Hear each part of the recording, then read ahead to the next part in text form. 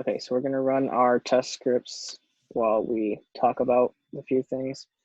One of the things that didn't work for me was the writing to the file stream. I could never get fputs or fwrite to actually respond to the clients. I ended up finding that I needed to call flush after every time that I did fputs or fwrite, and that ended up solving the problem for me. And one of the things that I had trouble getting to work was in browse handle requests, where sometimes going backwards in a directory would add random slashes or extra slashes that were causing errors when I wanted to make an HTTP request or HTTP request.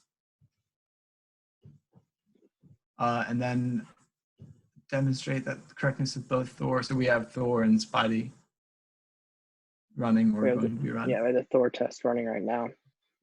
Describe how your group went about measuring the average latency. So latency is speed. We can get like how quickly we can make requests and stuff.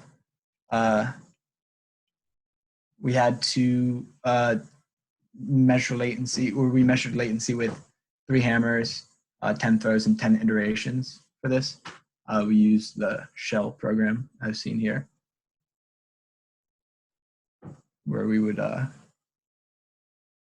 scrape the average time from the from each Thor hammer. program.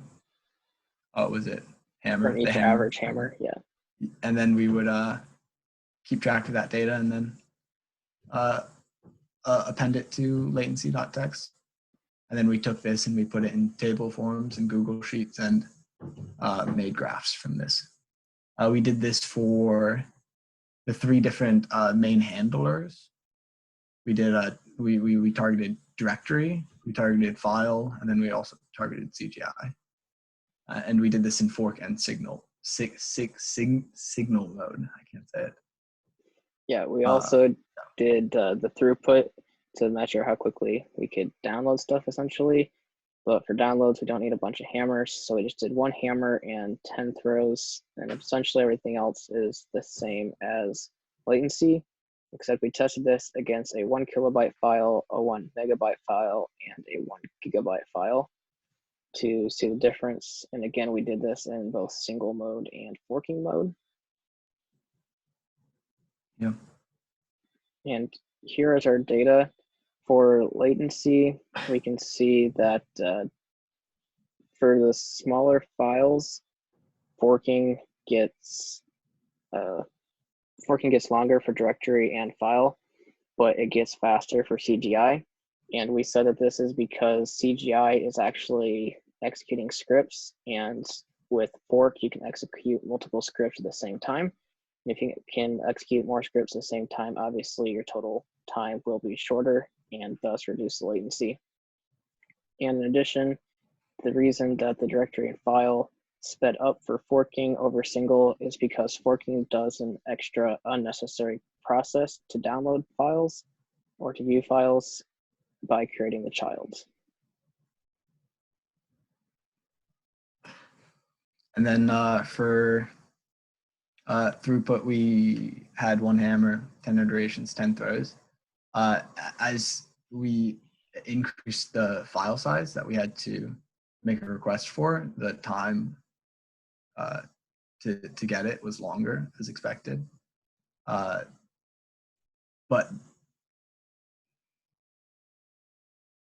yeah, the time to get the file was longer. And then for that was signal mode, and then well, it's in both modes, but in forking, it's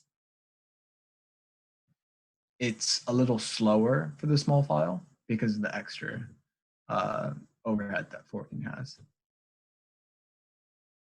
Great, let's test Thor.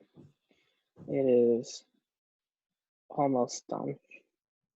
Must be several people on the server at the moment. So we can see that Thor finally finished. It did successfully pass all of its tests. Now we'll also test Spidey. Currently running on student 05. on port 9683. So all this runs. Some of the things that I learned in this project specifically was that how to handle file streams and to write into them. I learned a lot more about that as we were working with requests.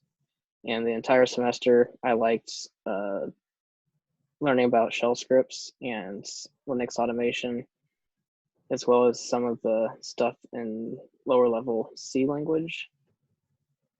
And Quinn? Yeah, I learned a lot, like the value of integrating all the coding languages together and taking advantage of the power of each of them individually. And then I also learned how valuable man pages are. They're very helpful for especially the more tricky C programming bits. Yeah. What else? I also really liked the style of the lectures, but that's besides the point, I guess. Okay, as we can see that Spidey passed all of its tests. It's failed for scripts, but that's because I accidentally had an extra script in there, but all of the tests do pass now. So thanks for watching. Yeah, thanks. Okay, so for our guru points, we have the VPS running. I have my personal DNS pointing to the address of my VPS. We can show the images, the download. We can run some scripts, and we can view various text files as well. And yeah, so that's our VPS version. And we also have guestbook.py. If you want to talk about this while I type. Yeah, sure.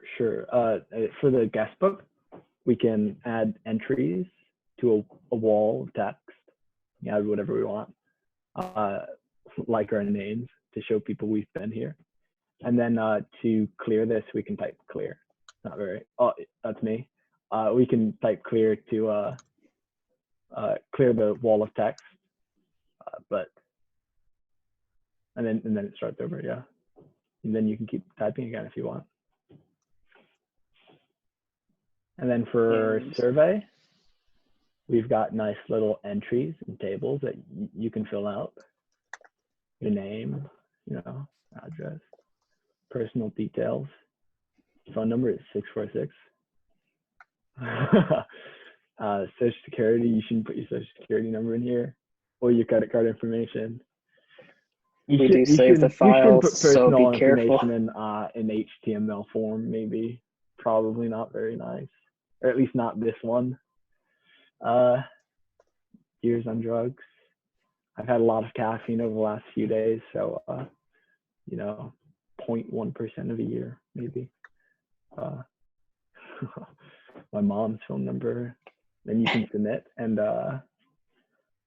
we say hi to you after you submit, and we take your data and we light parse it into a text to throw back at you and say you're a really cool person and you've just told us too much personal information. That's pretty much it. Yeah, we were not going to use it against you. So. It's not stored. Google stores data, not us. No, it is stored, but that's okay. Oh, it's not stored for malicious purposes. That's the 2 guru points. 3 guru points.